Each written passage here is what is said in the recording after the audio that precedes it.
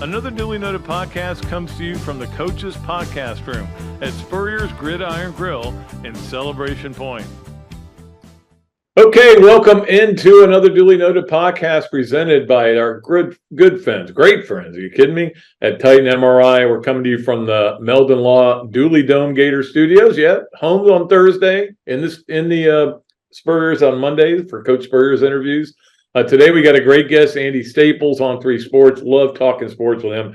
Really one of the best college football writers and podcasters around. So look forward to having him. Of course, he went to Florida, played for Florida, walk on. And then we'll be back with Coach Spurrier on Monday. And then the following Thursday, a week from today, our good friend Jason Odom is going to join us. And of course, his son is doing very well at Florida right now. And I'm glad he's finally able to do it. We'll be able to talk to him about that and also about, offensive line play and how hard it is to kind of mesh when you come from different places. And now they're going to have to mesh again with the center coming back. So that'll be we'll have fun shows all through Charlotte week, and then we'll get some great guests for the following week, because the following week will be Kentucky. Probably get my friend John Clay, who really knows Kentucky football very well. Let's get to our Process Service of Gainesville starting five, brought to you by Process Service of Gainesville, Scott Hart and the group over there. Number one, I was on Paul Feinbaum's show yesterday, and I said something, and he got really, kind of snippy about it. I don't know, snippy's not the right word. Paul and I are friends. We had our, there have been times we weren't friends, to be honest with you, but we made up, and now we're good friends. But I mean, the point is, because I thought about it all day, did I say it the wrong way? And maybe I did. But what I was trying to say when he was asking me about heat on Billy Napier was, if Billy Napier goes out and they play like crap, like they did at Utah, and make a lot of silly mistakes, yeah, the heat will get on him. I'm not saying it's real heat. I'm not saying it's a heat that would come from an AD or a school president, but there'll be some heat on him. No doubt about it. But if Florida goes out there and plays great, and it comes down to a fumble at the last play of the game or something crazy, it's not like the Gator fans are going to jump off cliffs. I mean, they go, okay, we're right there with this team. And so, okay, yeah, that does come across of, Florida's a new Vanderbilt. But that's not what I was trying to say. I was trying to say they need to win. They really need to win very badly. They want to keep this streak going. Obviously, it's a rivalry. There's no doubt they need to win. But if they lose a close game, I think a lot of fans aren't going to be on the cliff. They're just not going to be on the ledge, or whatever you want to say, or they're not going to jump. And maybe it didn't come across the right way, but maybe you are. Maybe if they lose this game, you're going to say, that's it, I'm done. I think if they lost this is what I was trying to say. If they lost a close game, people would be sad, they would be hurt, they would be pained, but they wouldn't want to give up on things. That's all I'm saying. Maybe they'd give up on the East, but they're not going to give up on, I don't think, this coach and this team. But bottom line is they need to win. We all know that, which brings us to number. And that, again, look, neither one of these fan bases knows what they have.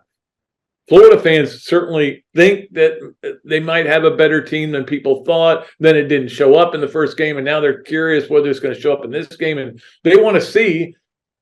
And Tennessee fans, after the game last week, 30-13, it's 23-13 with 9 minutes to go in the game against Austin Peay.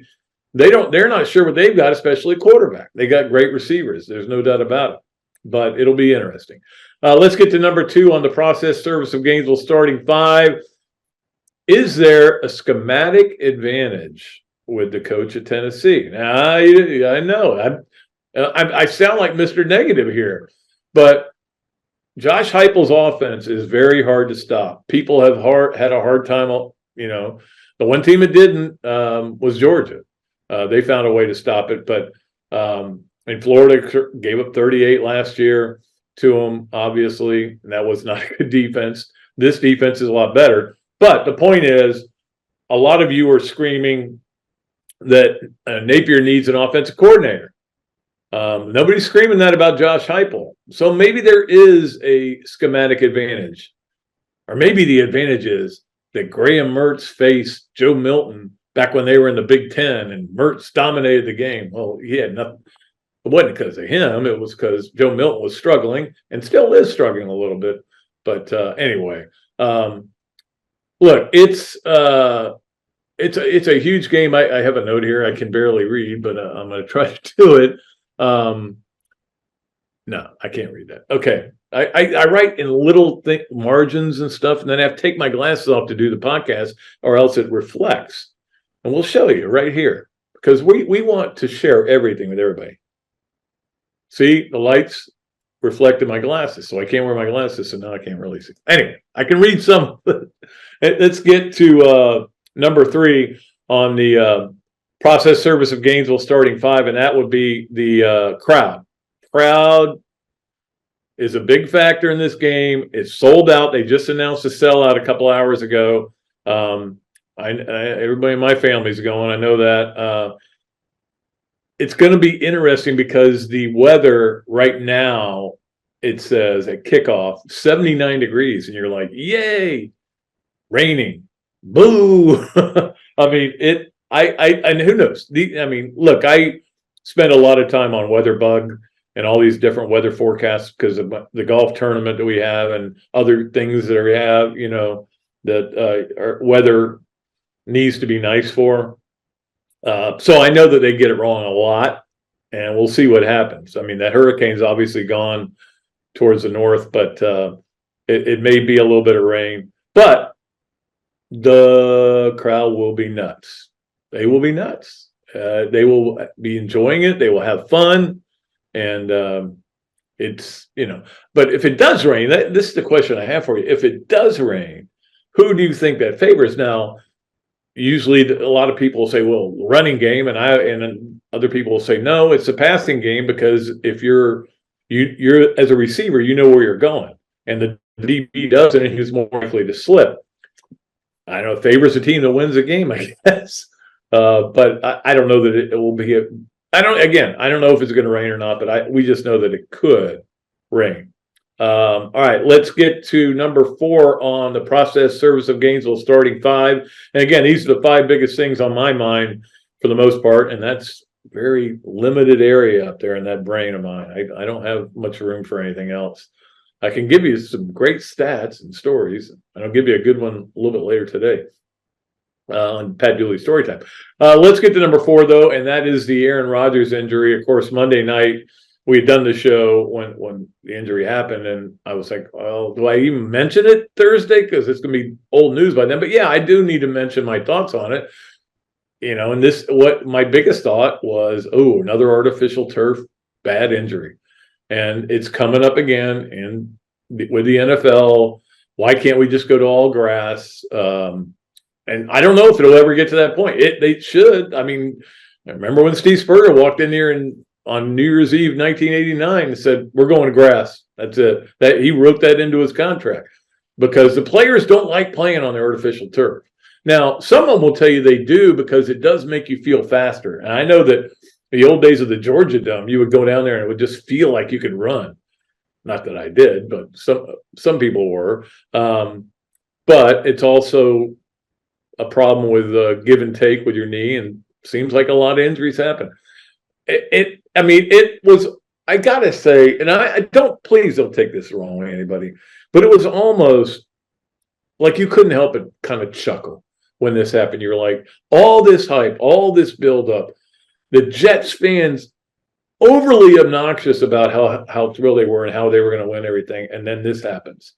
So I guess if I was a Jets fan, I would not be saying it was a chuckle, but it was almost like, golly, what in the world? How could this have happened? And then, as you went forward in the day, and the news came out the next day that it was a torn Achilles. Actually, Paul Doring came on our show yesterday to talk about Chris Doring having a torn Achilles, and when he was with Denver.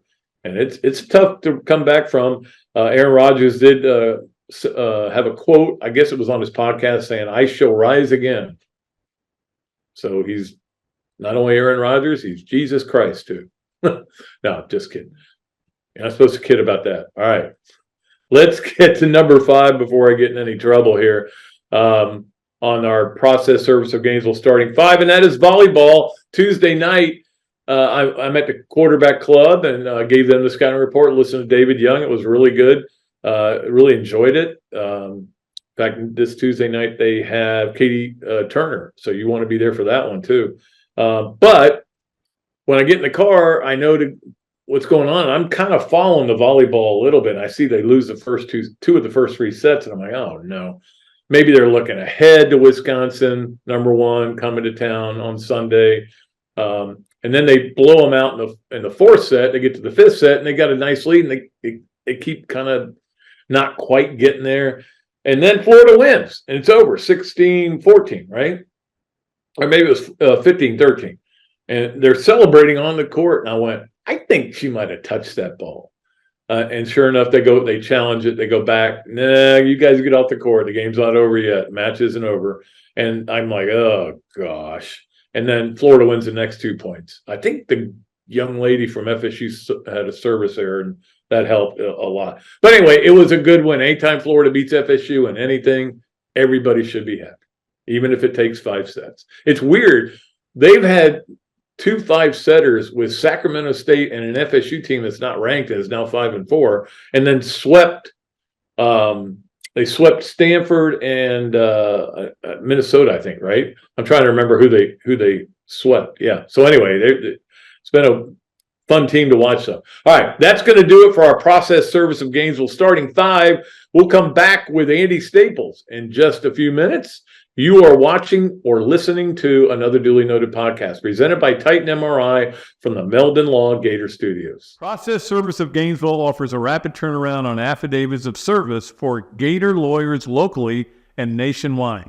Our friend Scott Hart offers immediate responses on status requests and is a member of NAPS and FATS. And he has been a part of the community for almost 2 decades. Need service? Call Process Service of Gainesville at 407-697-9592 or email shartgators, that's G8TR, at yahoo.com. And make sure you ask about the paralegal legal secretary bonus program. Hello there, everybody. I'm Pat Dooley, of course, from another duly noted podcast. And this is a great Adam Brewer, and he's just opened up a place here, Adam Brewer to Go. What would give you the idea to do this, to have a to-go place? We really like the fast concept, being able to get the barbecue. Now we have this new online ordering. So before it was a call ahead carry out, quick service. We have like a curbside kind of a deal where, everything's ready to go for you. And then we thought, wow, we have a really great dine-in concept, but how can we make this, streamlined for the customer and make it easy and accessible for all parts of town? Adam's Rib Co. to go. Come on down and enjoy it. Attention all Gator fans, Meldon Law is giving away a chance to experience the Florida-Georgia game like never before. 2-night stay at the Hilton on the River, dinner at Ruth Chris Steakhouse, 2 premium tickets to the game, and a football signed by Coach Billy Napier, and much more. Go to the Meldon Law Facebook page and look for the VIP experience for 2.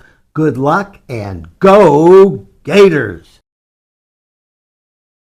Gator fans, football season is here. What's better than seeing the Gators back on the field? Easy. Seeing amazing speakers and fellow Gator fans weekly at the Gainesville Quarterback Club. Held every Tuesday night of a home game at the Best Western Gateway Grand. Enjoy happy hour, great food, valuable insights from yours truly and Andy Staples, plus notable speakers throughout the season.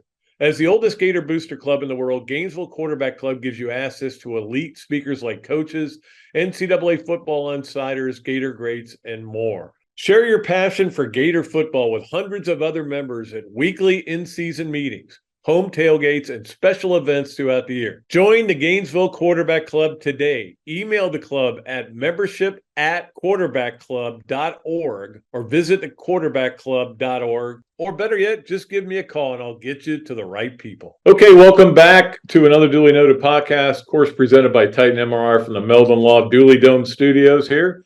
at the Hacienda. It's a great pleasure to bring on Andy Staples from On3 Sports. Does a great job covering college football there. Has been covering college football for almost as long as I have, I think. But not that long. He's not that old. But we'll talk to him on the Big Mills Cheesesteak Zoom line. Andy, how are you today? I'm getting you between interviews right now, right? That's right. That's right. We're putting together a packed Thursday show. Got a couple. It's one of those. You know how this works, Pat. When you actually get an interview with a very good player, they give you about a 5-minute wait. Like you can get in between 1 p.m. and 1:05 p.m. and that's what you got. So that's right. That's right. Yeah, but they may not get on till 1:15 for correct. Yeah. I've been through that before, though. I know you're digging this podcast part of it that is kind of expanded when you went over to On3. Well, oh, it's a lot of fun, and doing a show every night. It's such a different way of thinking, and now I'm thinking, okay, what's going on in the world? I've got to get all the news in, but also, who are the people we need to talk to? And honestly, I feel like if we talked about Deion Sanders every night, people would be okay with that. Like, and because they say they're sick of it. But then you see the numbers every time you talk about Deion Sanders, you're like, oh, no, you're not sick of it yet. No, in fact, I brought him up last week. This is just throw this theory out there because you know how it is with all these rumors you can get started. Okay, so let's say Saban walks after this year's team and loses 3 games. And immediately A&M is like got a 5-loss team, and they're like, we got to get rid of Jimbo, because we got to get in the Deion race, and it could get really interesting after the season. Well, Deion's not leaving after this year because he can't bring the Louis luggage with him unless the rules change again. Like all this stuff with North Carolina and Florida State and the denied waivers and all that, he wouldn't be able to bring those players with him. So he's not. That's the part people understand. He's not leaving after this season. Now, after next season, who knows? Well, but I mean, they changed that rule once and then changed it back. And at one point, they were going to allow you to transfer as much as you wanted to. And we'll see. I do think that is excessive. Guys who transfer. I mean, we know what JT Daniels on his 5th school. Florida's second it's year. Only his 4th. It's only his 4th. And here's the deal, though. If you graduate, you go to as many as you want. That's the trick that people don't realize. Like, there's a guy who's playing for Colorado right now. He played at Texas, then he played at Tennessee. He got his degree at Tennessee. He transferred to Arizona State, was dismissed from the team like right before camp, and is playing for Colorado right now because he's got a degree. He can do what he wants. It is the portal is different, is amazing. But I do want to start off talking a little bit about Florida, Tennessee. Andy, you know this game very well. You've been a part of it. I don't know. It feels like it's bigger than maybe it's been for a while, only because it's such an important game for Napier, and I think both sides are trying to figure out what they have right now. I agree with you, and it's important for both sides, and that's the part that I think nationally people miss. But if you ask people in Knoxville, it's massively important for them because they haven't won in Gainesville since 2003, since that was the Casey Clausen or James Banks right at the half that came out of nowhere.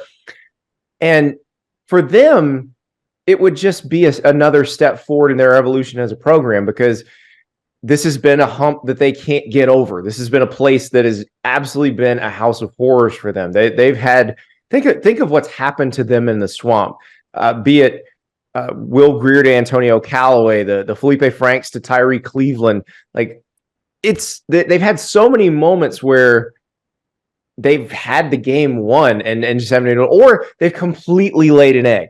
So for them, it's huge. For Florida, it's obviously huge because Billy Napier does need a big signature win. He needs to show that progress is being made, and this is the way you do that. You win against an SEC East team that is supposed to beat you. Like, that tells everybody, hey, okay, maybe we've been a little hasty in judging him. It's funny. I mentioned this in the first segment. I was on Feinbaum yesterday, and I said, they've got to go out and play well. It'd be great if they won the game, but if they lose the game and it's a great game and it comes down to a last play or something like that, I don't think the Gator Nation is going to be as distraught as maybe they would have been 5 years ago, 10 years ago. And Paul lit into me. He goes, what are you talking about? But I'm just saying, people want to see progress. They don't want to see the Utah game again, ever again. Mm-hmm. They want to see a team progressing. If it comes down to a fluky play, or something like that, it's not going to kill them. They'll be devastated. They'll wake up Sunday. The sun will still have come up.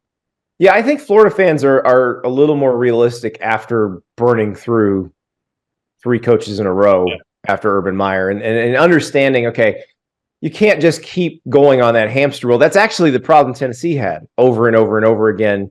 And really, they were just fortunate that Danny White had the pre-existing relationship with Josh Heupel, realized what he could be there, and there you go. But it's hard when you're just cycling through coach after coach after coach after coach. And I think what would probably satisfy most Florida people is if the younger players wind up playing bigger roles as the season goes on and the team gets better as the season goes on. And that doesn't necessarily have to show up in the record. It just has to show up in the way they play. And, if let's say by the end of the season, Eugene Wilson's the leading receiver, Kelby Collins leads the team in sacks, that sort of thing, you can say, look, this is what they are recruiting. This is what the future will be with more of these guys. But if they just get smoked and it looks like nobody's a dude, that's the problem. That's where everybody checks out.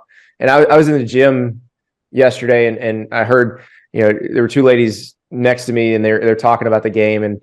And one of them says to the other, well, if they lose bad, I guess I'll see you next year. And I do think that is kind of the attitude. Like, there's a bunch of Florida fans that are sitting here going, well, I'm out on this team if they just get hammered by Tennessee. Yeah. No, that's the point I was trying to make with him. But and that's the thing, you hit around the head. They did too. I think as expensive as these tickets are for this game, you better be entertained, because if you're not entertained, you're not going to spend it again this season. I know that student tickets are $90. I think they were $0 when we were in school. No, I think when I was in school they were 30. So okay. Well, back in the old days, in the leather helmet days when I was in school, I seem to remember them being free, or it might have been $2. I can't remember. Well, Steve Spurrier only made $1 million a year when I was in school, and that was a big deal. That's good. Of course, ours came on like they actually had to chisel the seat number. That's right. So anyway, I don't look. I have no feel for this game really. I think Tennessee's got really good players, and we'll just see what happens. I mean, it's Florida, Tennessee, and crazy things have happened. I want to move to Alabama and the demise of Alabama that everybody's talking about. And I watched the game. The better team won. There's not much doubt about that. Texas does. You talk about having some dudes. Texas has some dudes. But it is kind of funny how 3 of the best teams in the country kind of built differently. One built by NIL, one built by transfer portal. Obviously, Colorado, Florida State, and Colorado, and then Kirby just recruits at Georgia. And so they've all built it differently. But what is your take on Alabama's? I don't want to call it a demise, but clearly that was not a good team that went out there. No, but that can be a good team. Remember, they still had the #1 recruiting class just in terms of ranking in the history of recruiting classes this year. They've got a bunch of young players that it's sort of like what we were just talking about with Florida, but supercharged with 5-star talent. And it's one of those things that can work quick once you start figuring out who fits best where. I don't know if they've figured that out yet. And they're starting a true freshman at left tackle in Caden Proctor. And he's going against 2nd, 3rd, 4th, 5th year players at Tech. I mean, some of like the Texas guys across the front, 4th and 5th year players for the most part. The defensive end he was going against is a sophomore, but the other guys that he was seeing are, 22-year-old men. Yeah. And he's an 18-year-old. So that's the part that I don't think people quite understand with Alabama. And I do think Alabama's got to figure out the quarterback situation. And it's either a case of truly build the offense around Jalen Milroe or give it to somebody else. And they've got to figure out what they want to do, because Jalen Milroe, clearly the best athlete of that bunch. He's probably got the strongest arm of all the quarterbacks they have also. But I had a guy named Parker Fleming on my show yesterday, and he calls Alabama's offense the dink and bomb. And I think that's probably the most accurate way to describe it, because there is no mid-range in Alabama's offense. It's either a high confidence screen that may as well be a run or a 50-yard bomb. And they've got to add a little more nuance to their passing game, or run designed runs for Jalen Milroe, because he's a better athlete than most of the people on the field and can actually gain yards on the ground. Yeah, that was what surprised me, is they didn't really have a lot of designed runs for him. It was more dropping back. He may have to, if it's not right there, he's going to scramble and maybe he can pick up some yards that way. So I was a little surprised by that they didn't do more of that. I do want to talk to you before we get to yes, nowhere, maybe about the SEC and everybody, 3-6 against Power 5 teams. It's not been the normal reaction, but the way they haven't played the way we usually see them play in the non-cons, and they'll have a chance at the end of the year but they're not going to be able to build it up as much as they'd like to. So it could affect them going forward. But what do you think about the SEC, and is it really having it down here? I still say the SEC's got the team that's going to beat. So yeah, that's the thing, is we haven't seen Georgia play anybody yet. The first time Georgia flexes on somebody, forget it. Like, you realize, oh wait, no, they're really more talented than everybody else. And we might see that against South Carolina. That it's interesting because Georgia started so slowly in both those games this year offensively. Defense has been fine, but they've just been really kind of stuck in mud for the first quarter, first half of the first game, first quarter of the last game. If they come out clicking offensively, we're going to be like, oh, never mind. No one else has a chance. And that's the thing. I don't know if that's necessarily true. There may be some teams out there that can hang with Georgia, but it's Georgia is the best in the SEC. It doesn't feel like there's anybody particularly close to them right now. Yeah, it definitely does not, and we'll see. Maybe somebody does catch up to them, but right now they aren't. It is time for us to play yes, nowhere, maybe. 3 questions for Andy Staples from On3 Sports, and you can see him on his podcast or hear him on his podcast, and also at the Quarterback Club every other week, where he is just doing the scouting reports. He and I are splitting it up this year, which I'm enjoying. How'd you like that McNeese scouting report? I feel like I really went deep. It was a little overwhelming. I couldn't take all the information and process it. So I was lucky. I got Tennessee. It was a little more easier fun. One. Oh, and you get Charlotte next week, right? So. Well, but I know about Charlotte because I've had Biff Poggi, their new coach, on my show. And remember who Charlotte's AD is. I know. Former Gators associate AD Mike Hill. So we get all the info we need. Yeah, exactly. All right, so here we go. Yes, nowhere, maybe brought to you by Big Mill's Cheesesteak. Street dining done the right way. If you walk in there and say, hey, I listened to the Dooley podcast, you will get free fries with your order. Number 1 for Andy Staple, the portal is bringing parity to college football. Yes, nowhere, maybe. Yes, and so is NIL.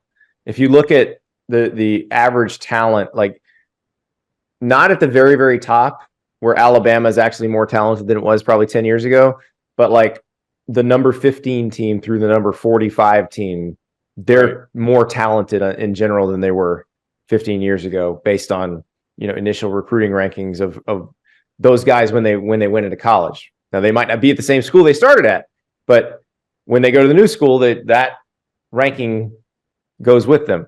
And so that is how the transfer portal does it. And I think you're seeing Clemson as an example of how much faster everybody's been able to get better through the transfer portal, because Clemson hasn't taken advantage of that. And so when they have a recruiting mistake, they can't erase it. And you see these other schools, maybe not even erasing recruiting mistakes, but just seeing, oh, here's a person who, based on the way he's played at this school, fits exactly what we want, and we can plug him right in. And it won't take long for him to contribute. That is how the transfer portal helps you get better very quickly. And then NIL, I think, is where you can get guys to sign with you out of high school who might not have otherwise considered it. Right, exactly. All right, number 2. Last year, the 14 playoff, the SEC gets 2 seats at the table at the end. No, I don't think so. Yeah, I don't think so. I could see a Big Ten Big Ten doing it again this year with say like a Penn State and Ohio State or a Penn State and Michigan. But I think that would be really tough for the SEC this year because Alabama's already got a non-conference loss. LSU's already got a non-conference loss. It would really take one of them running the table, beating a 12-0 Georgia, and then other stuff happening so that makes sure that both of them get in. Yeah, that would be the interesting part is if, say, Alabama ran the table, went 12-1, beat Georgia, and Georgia sits there and goes, well, we don't know where our quality win is because of their schedule, the way it's set up. But that's a whole nother story. All right, finally on Yes, Nowhere, maybe with Andy Staples, you're on a desert island. You have a choice. They're grilling something up. You got a choice: ribs or brisket. If you have one choice, I'm going to take the ribs. Brisket's too high a degree of difficulty meat, especially on a desert island where you really probably can't control the temperature very well.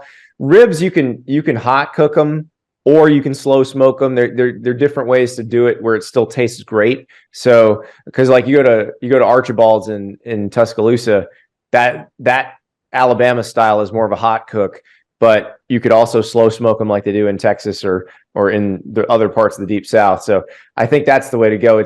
It's more a matter of choosing the more forgiving meat in that case. Although if I'm given the choice, really, even perfect brisket or perfect ribs, I'll take the perfect ribs. Perfect baby back ribs for me. I got a place for you because baby backs are very tough to do. It's a high degree of difficulty meat. Yeah.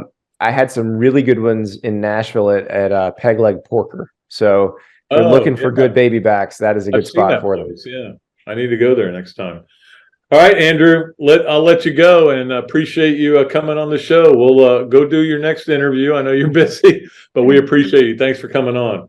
My pleasure, Pat. Things have certainly got a little out of hand lately when it comes to just buying our everyday necessities. Just look at gas, streaming services, and heck, even chicken wings. Well, there is one necessity that shouldn't cost a ton: taking care of yourself and helping fix all the aches and pains in life. And the fine folks at Titan MRI agree. With costs a fraction of what you'd pay at a hospital, you'll not only save money, you'll be taken care of by staff with over 20 years experience. So when you need an MRI, call Titan first, and you can go where your doctors send their families. Now offering CAT scans. Great food, great atmosphere, a diverse menu, everything made from scratch, plenty of space, and locally owned. These are all the characteristics of a great restaurant, and you can find each and every one of them right here in Gainesville at Ballyhoo Grill. Ballyhoo Grill prepares all of their food fresh every day, from their salad dressing to their award-winning soups. Bring your family and enjoy dinner under the Tim Trebo Tiki Hut while listening to live music. Or if you're running low on time to eat out, they also deliver through Uber Eats, Fight Squad, and Postmates. A Gainesville staple that's been open for over 30 years. Check out Ballyhoo Grill on Facebook or at ballyhoogrill.com. Tuesday, we welcome Katie Turner to the Gainesville Quarterback Club. She's the Assistant AD of Recruiting Strategy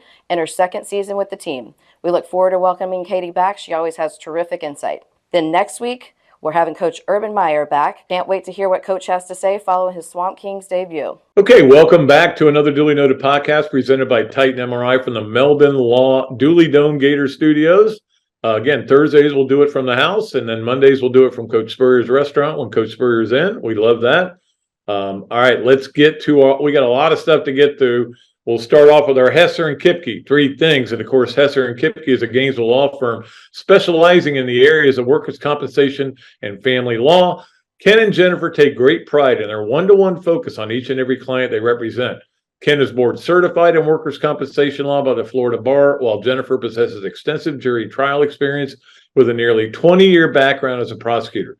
Don't believe me? Well, check out their 5-star Google reviews, set an appointment at hklawfl.com, or better yet, give them a call at 352-339-9920. That is Hesser, or that is Hesser. That is Hesser and Kipke. Those are Hesser and Kipke too. All right, trying to get my verb right. All right, let's start off with. There we go. Okay, I need a little head space above my head. All right, let's start with number one on Hesser and Kipke's three things. And that number one is the Stetson Bennett story, man. Now I know some stuff's going to come out about this, but it is a strange story in that. he's been put on the non-football related IR.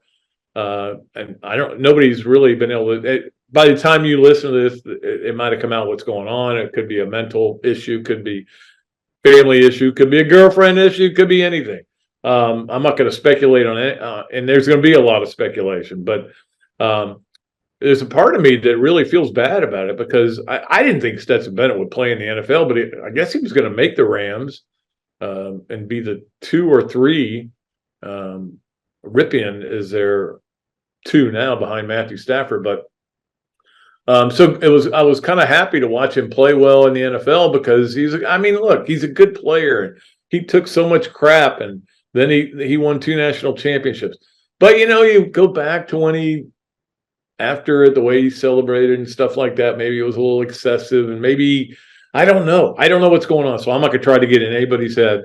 But that's the news of the day, really, that Stetson Bennett put on the non-football IR, which means he can't play the first 4 games of the season, or the next 4 games. Or maybe it's just the first 4. No matter what, he won't be playing this week. But I think you already knew that. Number 2 on Hesser and Kipke, 3 things. I wanted to get a little bit into the playoff races because the Braves are not in one anymore because they clinched the East last night. And so I want to brag about them a little bit. But just to give you a little update, Baltimore has a 2-game lead on Tampa Bay. Houston with a game over Texas. The Brewers with a 4-game lead over the Cubs. Those are the races, and then of course the wild card races, which are really good, and that's going to make you kind of flip around with Texas and Toronto, and in the National League you've got the Phillies, Cubs, Cincinnati is tied for 3rd. The Marlins are still in it. I mean, there are a lot of cool races there. So San Francisco is still in it. I think the Marlins are 5 back. Anyway, I think there's 15 or 17 games. I guess it depends on how many games you play left in the season. So can't wait to watch, and we'll update it again next week. We like to do that. Number 3, Hesser and Kipke, 3 things. The offensive coordinator at Kentucky, Liam Cohen, just got out of the hospital. He had an episode, and again, that could be anything. I don't want to speculate. I'm sure the information will come out maybe after I get done with this show. But the bottom line is, man, that's sad to see. I mean, he is a guy there counting on it. He's going to coach in the game, so I guess he's okay. It does kind of, I think about the game where Florida lost to Auburn here when Dan Mullen had his appendix out. And he had his appendix out kind of right around this same time and coached in the game, and their offense was terrible. And they said, it had nothing to do with it. Yeah, okay. Guy had his appendix out the week of the game. Offense was the worst it's ever been at Florida. Probably weren't related. I think they were related. So we'll keep an eye on that, but he should be okay to coach in the game this weekend. All right, that's going to do it for the Hesser and Kipke 3 things. Let's move to the Swamp games of the weekend. Oh man, there's so many, and I gave you, we already gave you the Thursday games. And obviously, there's not much going on tonight. Friday night, Maryland and Virginia, 7:00 on FS1. Does that do anything for you? How about no? We know Virginia's not good. I don't think Maryland's very good either. But let's talk about Saturday. There's not a ton on Saturday, but you still need to go to the Swamp and watch it. You need to go to the Swamp today too, and see us do our radio show. We do it for all the home games from the Swamp 4 to 6 on the tailgate, and then afterwards we're going to have a little celebration for Jeff Cardozo, whose last day at Ironwood is tomorrow. He has got a better job. I mean that sincerely. And I think he's going to be a lot happier. Let's just put it that way. I'll leave it at that. But so that'll be at the Swamp. And of course, you can go Saturday for Sangria Saturdays, man. Never a bad thing there. Let's get to some of the games, though. LSU, Mississippi State, noon, ESPN. I know a lot of Gator fans are going to be watching this game because it's an SEC game, SEC on SEC. And you'll be watching that game. It is on ESPN. Georgia, South Carolina is the CBS 3:30 game. Why it's not Tennessee, Florida? I guess Georgia's still a big deal, and that's even though they're 27-point favorites. Come on, man. You know what's going to happen in this game, or do you? I'm taking South Carolina in the points. Too many points for me to get. But anyway, that's the 3:30 game. And then Florida, Tennessee is on ESPN at 7, and they're bringing the big boys down here. It's Fowler and Herbstreit. So I can listen to it. Like, I don't turn the sound on when there's certain people doing games. Testator. But I will listen to this. Although Fowler gets a little screamy, but that's okay. I know that Jeff doesn't like it for that reason. And if you're still going to stay up, and I cannot think of a real good reason to, Colorado at Colorado State's 10 o'clock on ESPN. Yeah, watch a half of it, but I think Colorado will take care of business. Colorado State's not real good. Also, the Florida-Wisconsin volleyball match, number 3 versus number 1, is on ESPN now. They moved it to ESPN. It's 3 o'clock. That's how big a deal it is. So when you get moved to the big boy network, that's a big deal. So there's your swamp games of the weekend. Let's get to this, that, and the other, brought to you by Ironwood Golf Course, by our good friends at Ballyhoo Grill. I won $25 at Ballyhoo last Tuesday night. I finished, tied for first in the picks contest at the quarterback club, but I didn't have the points, so I ended up finishing third, but I got $25. I'll probably use it today. And by Darsh Jackow, our great friends over at Darsh Jackow Insurance. We love our great sponsors. Let's get to it with this, that, and the other. This is going into this volleyball season. I wasn't sure about this team. I watch them here and there, but again, I'm not following recruiting in volleyball. We got enough stuff to worry. I don't even follow recruiting that heavily in football. I know what's going on, but I don't follow it. But in volleyball, you just hope, you figure Mary will get a great class. So going into the season, I wasn't really sure what kind of team they were. And again, they weren't picked to win the SEC, and still may not. We don't know. Kentucky's really good too. Then that is that they beat number 2, number 5, and number 8. Boom, just like that. All right, come on down. We'll beat you. We'll go out to Stanford. We'll beat you there. Pretty impressive stuff. So now we're all excited, and the other of this, that, and the other is now number 1 comes to town, and that's going to be cool. Now, it's hard for me to sit here and say that this will define Florida's season, or they'll find out what they're made of in this game. They've already found out. They went to Stanford and won. Okay, they have beaten number 2, 5, and 8. They know they've got a really good team. They did struggle with some lesser teams, but they've got a really good team. We'll see how it goes out there on Sunday at 3 o'clock. Again, it's on ESPN, but I would love to see the O-Dome get packed for this because they deserve it. This, that, and the other. That was this, that, and the other. Let's get to our Leonardo's and Millhopper quick picks, and this is a quick one because it's very simple. I know Kyle would want this to be the quick pick we did. Florida getting 6.5 against Tennessee. Florida's at home, as you know. Sellout crowd, but that's going to be the game. Florida getting 6.5. I'll be honest with you. I took Florida in the points on a couple of picks I made. I picked Tennessee, though. I think Tennessee will win this game. But I don't have a feel for it, kind of like I did with the Utah game. I had no feel for that game, and now that after watching it, I went, well, I didn't see any of that coming, So that's what makes college football great. That is our Leonardo's and Millhopper quick pick. Let's get to our Adams Rib Coated Go Gator of the Week, which is quite an honor when you get that. We know that Gator of the Week is a big deal, and Kennedy Martin has done it again twice. In 3 weeks, she is the Adams Ribco to Go Gator of the Week. She had 25 kills against Florida State and 3 aces. So that's 28 points she was responsible for. So she was, look, a lot of them played really well. It was a tough match, tough crowd to deal with. Band was there and playing right into their Florida's, which is fine. There's nothing wrong with that. Playing right into their bench during timeouts. But, hey, that's what college sports is all about. But Kennedy Martin is a pretty special player. I've watched her amazingly, like I think 4 times already this year. She's really good. I'm not saying amazingly that I watch volleyball, but that I watch that many so much early in the season. But it's been fun to watch. That'll do it for our Adams Ripco to Go Gator of the Week. We'll obviously have a new one next week for the weekend. Let's get to the Quarterback Club Great Picks, brought to you by the Gainesville Quarterback Club, where I did give a little talk on Tuesday after then David Young spoke after me, and it was a lot of fun. So I already picked some of the bigger games on Monday's show. We're going to do some of the lesser games, but I'm responsible for them all. Like they all count either for or against me. Vandy is giving 4 at UNLV.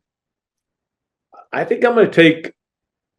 I don't know how good Vandy is. I thought Vandy was going to be really good coming this year. I'm not sure, so I'm going to take Vandy though. I think Vandy's good enough to win this game.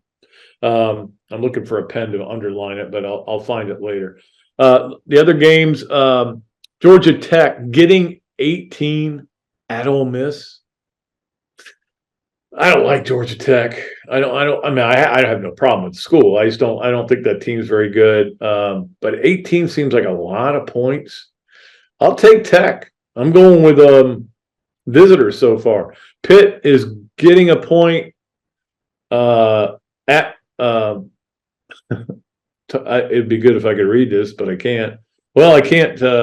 Here, I'll put my glasses on. Let's do that to read that. What does this say? West Virginia. There we go. Okay. I need them for reading. Pat. All right. Pitt is giving a point or getting a point at West Virginia. West Virginia is terrible. I'll take Pitt there. So again, going away from the home teams. Arkansas giving 8.5 at BYU. I think I'll take BYU there. Yeah, that seems like a lot of points. Arkansas, I'm still not sure what they've got there. So those are the Quarterback Club great picks. Gainesville Quarterback Club, oldest Gator club around the world, all over the world, and maybe all the other planets that we don't know about. There may be Gator clubs there. You never know. All right, let's get to Pat Dooley's story time to wrap it up. Brought to you, as always, by our great friends at Eastlake Pediatrics. Pat Dooley's story time every week. This one involves Tennessee. I'm going to tell on myself now. 1 year, we are, and Robbie and I will talk about this tomorrow. Robbie's doing the tailgate with me from the Hilton, live from the Hilton, if you want to come out there. So 1 year we're in the Hilton at Knoxville, and that's where the team always stayed. It's right in the airport, practically, which I love. We always loved staying there. And so this would have been 2000, maybe one? No, two. It had to have been 2000. Yeah, 2000. So we're in the bar, and the bar is really weird because it's got a huge atrium. The atrium goes all the way to the ceiling. So noise tends to travel, and we're down in there, and we're there very late, and we are in this major argument, Bianchi and I, about whether George Harrison should have gone into the Hall of Fame before Leonard Skinner. Now, the Beatles were, Harrison went in, and the Beatles went in separately and together, but so he's making the argument that George shouldn't have gotten in. And so I was trying to make an argument back, and it got loud. It got loud. There might have been some words said that shouldn't have been said. I might have used the term interlocking redneck at some point, but no, I don't think I did that. I'm kidding. He's not a redneck. He's a great man, and we'll be on this podcast again soon. I promise you. But anyway, so we go, the whole night goes. There are a lot of things. I can tell you some other stories. One of them I can't tell you. But anyway, we finally go to bed. Get up next morning in the elevator, going down. And John Hoke is the defensive coordinator. And as we're going down, I said, "Man, you all right? You look kind of tired." And he goes, "Yeah, some jerks were keeping me up all night last night. The sound comes right at that atrium. The morons were arguing about music or something. I don't know what happened." We're like, "Oh, I don't know who that could have been."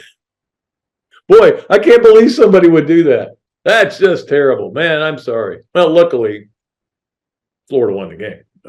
But They won the game on the famous Jabbar Gaffney catch and uncatch. So, but defense did play pretty good in that game. Anyway, we wouldn't have taken the blame if they had lost anyway. But that's our Pat Dooley story time for today. And that's going to be our show. Thanks to Zach for doing a great job as always. And again, we'll be back Monday with Coach Spurrier, Thursday with Jason Odom. So we look forward to that next week, and we'll see what happens on Saturday. It's all we're going to be talking about, I got a feeling. One way or another, it's all we're going to be talking about. All right, I am Pat Dooley. I am deep. I am way back, and I am out of here.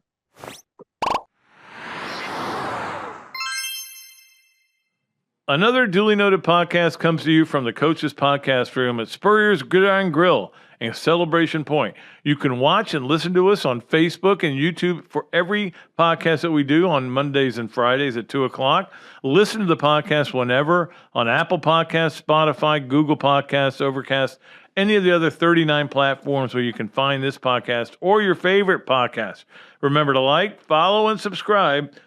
If you have any questions or comments, leave them in the comments section below or call me if you want to do some advertising at 352-317-3444.